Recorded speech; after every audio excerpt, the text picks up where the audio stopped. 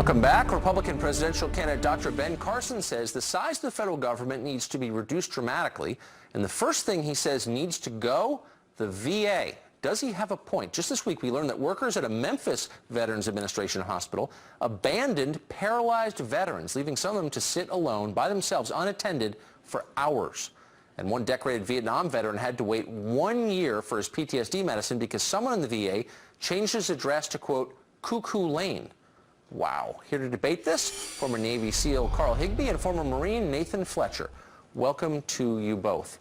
You both have standing, I think, to talk about this issue. You both have served. You both go to the VA. To you first, Carl, you were wounded during your service. You've been to the VA. What's your experience been, and does it lead you to agree with or disagree with Dr. Carson? Well, just to be clear, I wasn't wounded. I had some injuries based on my service. But right. The issue with the VA is a travesty. I waited 2 years and a year to see appointment, 2 years to get an answer on the appointment. They diagnosed me with the wrong injury.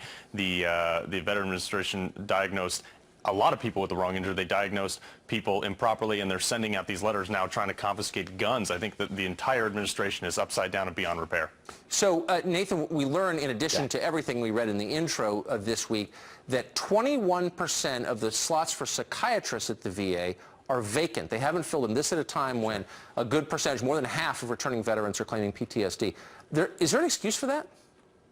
No, there's no excuse. And you know, Tucker, I don't think anyone's been more critical of the breakdown in service of the Veterans Administration than myself. It is absolutely unacceptable that we have veterans waiting too long, that we see the inconsistency of care, as your story just demonstrated.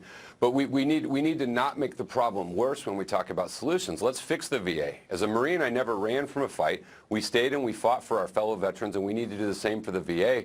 But somehow implying that we're just going to close the VA and give it to the Department of Defense, which has a completely different mission, is a bad idea. And I'm not a management consultant, but I've never heard of an idea that says we're going to make a bad bureaucracy better by doubling its size and giving it to an entity that has a completely different mission. Well, let's just fix the VA, not do away with it. You going to throw money at it? How are you going to fix it? No, we're going to demand better results. I mean, this is not, look, if you buy into Dr. Carson's premise that the DOD is a fully functioning, efficient operation that should take over health care, and I think anyone who's looked at the F-35 may have issues, but let's just say you agree with that premise, then clearly when we have the will, we can execute on things. And so what we need is the same will. Hold on, let me finish this thought. Let me finish this thought.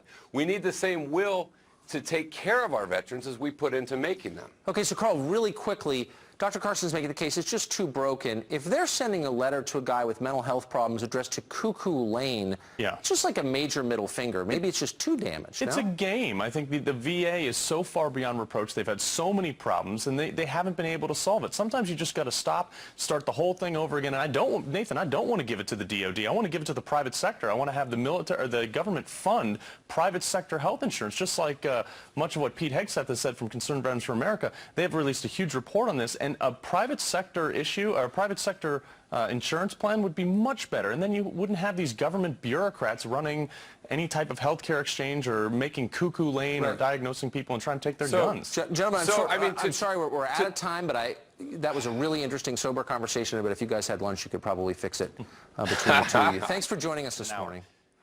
Thanks, guys.